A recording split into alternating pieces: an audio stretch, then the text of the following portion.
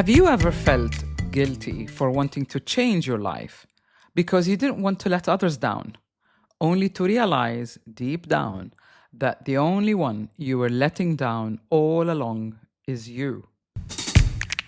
Welcome to Unbox the podcast. I'm your host, Sahar Palmer. This season is all about the power of your story. Change your story, and your life will change. Each week, we explore how the story you tell yourself shapes your life and how you can rewrite it to claim your power back. In the last episode, we spoke about how growth shifts relationships. Today, we're diving into guilt, that heavy feeling that often stops us from starting a new chapter. Let's start by considering the first step in the pyramid of awareness, your body. Where does guilt live in your body? Is it the heaviness in your chest when you think about speaking or acting your truth? Perhaps it's a sinking feeling in your stomach when you think about leaving a situation that isn't right for you. Or is it tightness in your throat when you imagine saying no? Pause for a moment. Close your eyes and take a deep breath. Bring your awareness to that part of your body. Allow yourself to feel the sensation. I want you to know it's just energy. It's a message telling you something is out of alignment. All you have to do is to become aware of it. Ask yourself, what is it showing me? But here's something important to realize. If guilt isn't in your body, if it's just looping around in your mind, that's not real guilt. It is what I call acquired guilt. You're thinking guilt, not feeling guilt. And there's a huge difference between thinking a feeling and actually feeling it. It's like downloading a virus into your system without knowing, without realizing. You think you're guilty because that's how we're taught to feel whenever we put others ahead of ourselves. That's what society conditioned us to keep us small or for whatever reason, to keep us compliant, to keep you from questioning things. Real guilt, the kind that serves you, is felt in the body as a clear signal or an emotion or an ache or a pain. It's a sensation that is stored within your physical body. The purpose is to let you know that you're out of alignment. You're out of alignment with your values or your truth. Acquired guilt is kind of like an inherited program, a virus that runs in the background, draining your energy without you realizing it. If it is in your body, breathe awareness into it. Feel what is yours to carry and what never was. And as you breathe out, let go. It's that simple.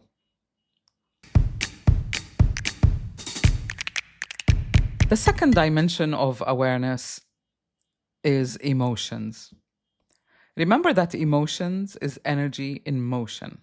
So whenever you feel mood swings or whatever, you're trying to integrate something, to explore it. Why do we feel guilty when we want to start a new chapter? A common thing I hear from clients is, I don't want to let anyone down. Or, I feel bad changing because they depend on me. Or, this is a common one, I don't want them to think I'm selfish. But I want you to ask yourself right now, why do you care so much about pleasing others? If you can't find an answer, it is an acquired virus. Honoring your truth isn't about becoming unkind or uncaring. It's about realizing that you are number one in your life.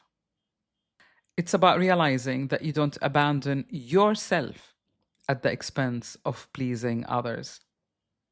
This is because if you're happy, grounded, well-adjusted, your energy will naturally shift everyone around you.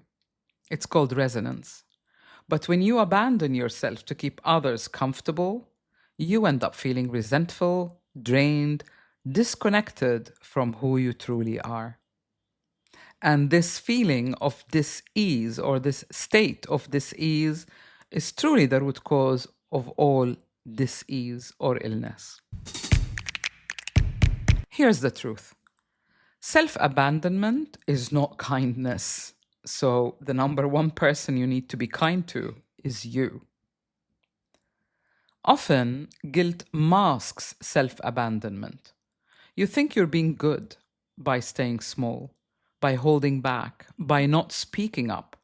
But really, you're abandoning your own needs, your own truth, your own path. And if you're not happy, if you're not aligned, you will only create more disharmony around you.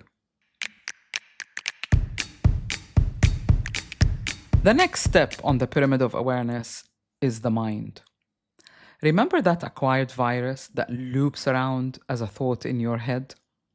Here's another truth.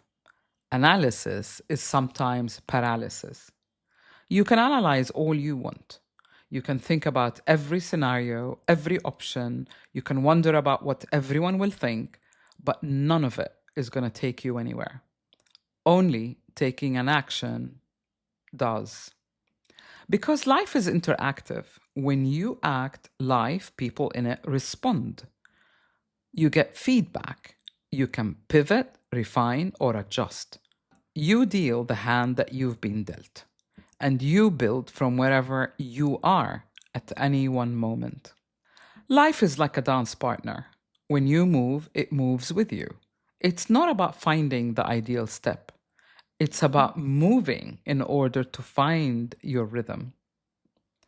Start with whatever is possible for you to start with right now, instead of waiting for the ideal conditions. What is ideal will reveal itself to you as you grow, as you move forward, as you shape your life into what aligns with the real you that you are becoming. The last step is accountability to action. Here is something else I often hear. I tried this, but people didn't change. Or, what I'm feeling didn't change. If you've ever said this to yourself, I want you to reflect for a moment. Sometimes, when you take actions and others don't respond the way you hoped they would, it can be due to three things: your delivery, the context or timing, your syntax. About your delivery, was it aligned? Was it clear? Was it coming from your heart, from your truth? What about context and timing? Was it the right time to say what you said? For them to hear it and receive it well?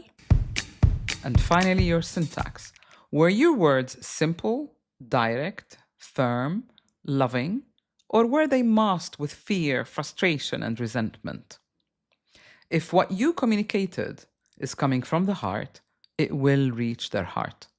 The truth is, once others feel what you mean, that you mean what you say, that you're rooted in your decision and your truth, they will change. They will change how they respond to you. If not from the first time, gradually, but in my experience, it takes 3 times in a row to affirm a change that you're making.